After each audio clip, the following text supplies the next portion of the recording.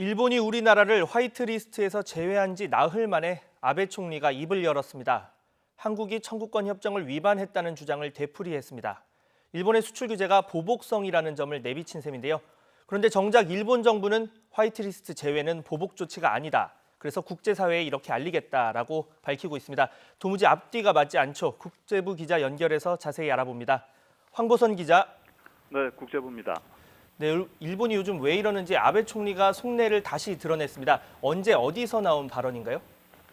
네, 어제는 2차 세계대전 당시 일본의 항복을 끌어내는데 결정적 사건이 된 원자폭탄 투하 74주년이 된 날인데요. 히로시마에서 열린 희생자 유령식에 참가한 아베 신조 일본 총리는 이 행사를 마친 뒤 기자회견을 가졌는데 이 회견에서 한국과 일본 사이의 신뢰를 한국이 깼다고 주장했습니다.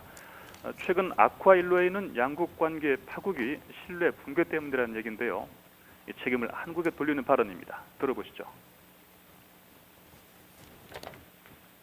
最大の問題は国家間の約束を守るかどうかという信頼の問題です。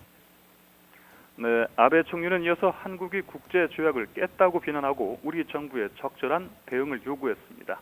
이 발언도 들어보시죠. 国交正常化の基盤となった国際条約を破っています。我が国の一貫した立場を主張し、韓国側に適切な対応を強く求めて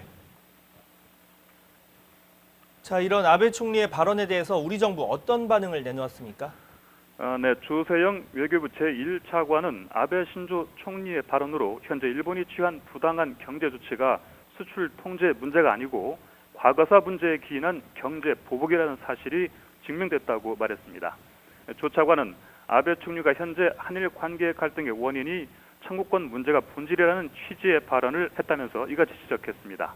조 차관은 아베 정부는 진실을 외면하지 말아야 한다고 꼬집었습니다. 또 과거를 부정하고 인권을 무시하며 자유무역 질서를 훼손하는 이기적인 태도를 버려야 할 것이라고 조 차관은 강조했습니다.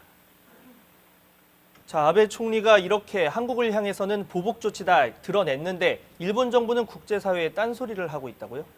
네, 그렇습니다. 일본 정부는 자국의 규제 강화가 보복 조치가 아니라고 주장하는 국제 여론전을 본격화할 계획이라고 교도통신이 보도했습니다. 이 정치적인 동기에 기초한 부당한 수출 규제라는 한국 정부의 논리에 반론을 패겠다는 것입니다.